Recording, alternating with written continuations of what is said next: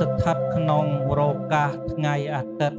15កើតខ្នើតពេញបរមីខែពិសាខឆ្នាំម្សាញ់សប្តាហ៍ស័កពុទ្ធសករាជ2568ត្រូវនឹងថ្ងៃទី11ខែឧសភាឆ្នាំ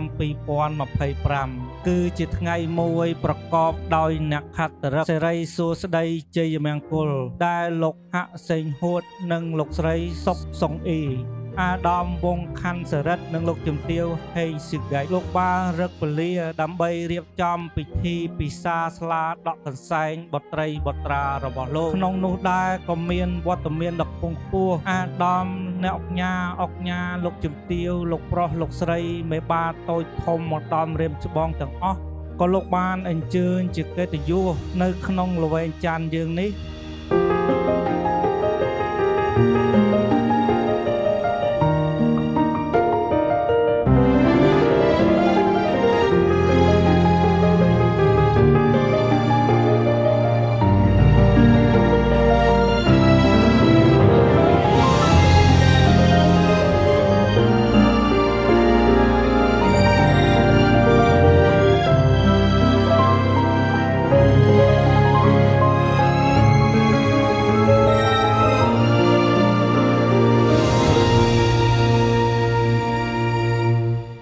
When we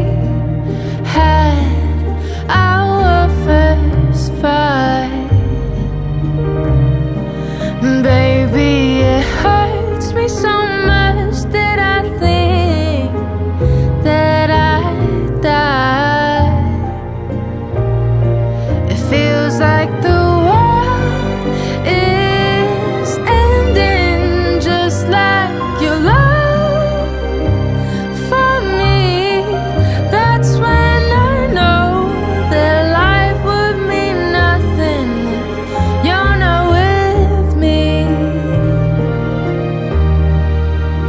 Cause I'd rather be blind if I can't see the world without you. I can't eat, I can't sleep, I can't breathe, I can't love without you. So won't you please take my hand, promise you'll be my man till death do us apart. Just say yes, I do.